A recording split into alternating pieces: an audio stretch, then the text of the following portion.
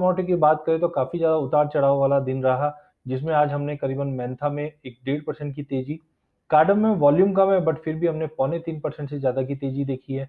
CBO काफ़ी मिला-जुला असर रहा है। कॉटन में हमने 1.25% की तेज़ी और साथ में ओपन इंटरेस्ट में भी तेज़ी देखी, जो कहीं न कहीं दर्शाता है कि फ्रेश बाइंग आ रही है।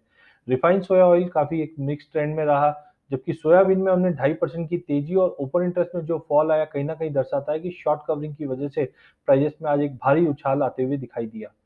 कैस्टर में आज एक सीमित दायरे में ट्रेड था, मार्केट आधा परसेंट की गिरावट के साथ बंद हुआ है। लेकिन हल्दी में जिस ढंग से हमने पहले भी कहा था कि एक तेजी का रुख मिल सकता है अगर 6000 के ऊपर मेंटेन रहता है। ओपन इंटरेस्ट में ड्रॉप है, वो कहीं न कहीं दर्शाता है शॉर्ट कवरिंग मार्केट में रही है। जीरे में भी करीबन हमने एक रेंज बाउंड ट्रेड देखा है।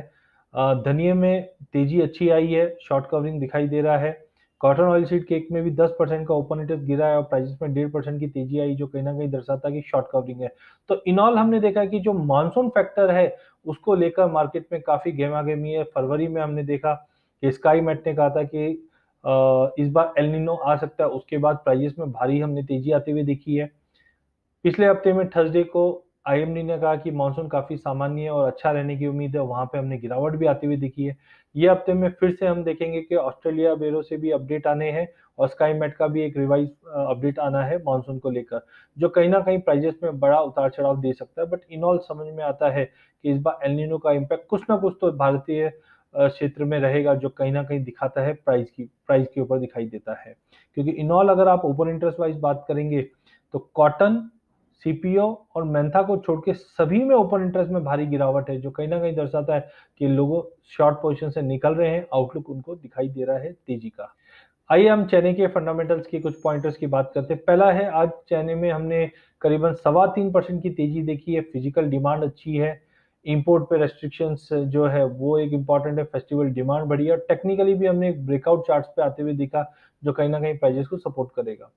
प्राइसेस को सपोर्ट मिला है, गवर्नमेंट ने जो हाइक किया इम्पोर्ट कोटा, वो कहीं न कहीं एक वैसे तो नेगेटिव रहता है बट साथ में हमने देखा डिमांड के मुकाबले जो इम्पोर्ट है वो कम है, वो कहीं न कहीं प्राइसेस को सपोर्ट करेगा।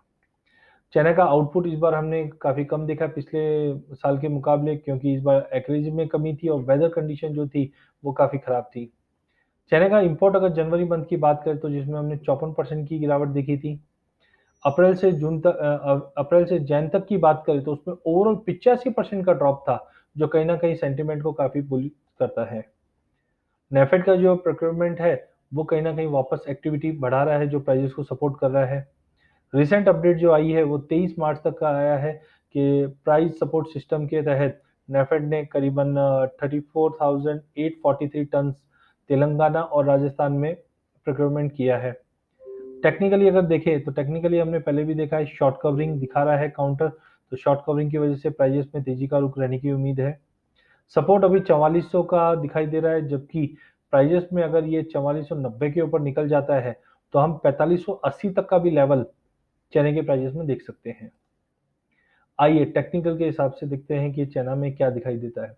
आज प्राइसेस में हमने 4370 पे ओपन होने के बाद प्राइसेस में भारी तेज़ी देखी, जो 4500 का भी आंकड़ा एक बार पार कर चुका था। लेकिन प्राइसेस में जो क्लोज आया है वो 4487 का आया है। 4490 का काफ़ी क्रूशियल रेजिस्टेंट है, अगर ये लेवल तोड़ देता है तो हम एक बड़ी तेज़ी की तरफ चने को जाते हुए देख पाएँगे। मूविंग एवरेज क्रॉसओवर की बात करें तो 5, 10, 20, 50, 100, 200 दिन के जितने भी मूविंग एवरेज है, वो कहीं न कहीं दर्शाता है कि प्राइसेस में तेज़ी का रुख है, वो कंटिन्यू रहेगा।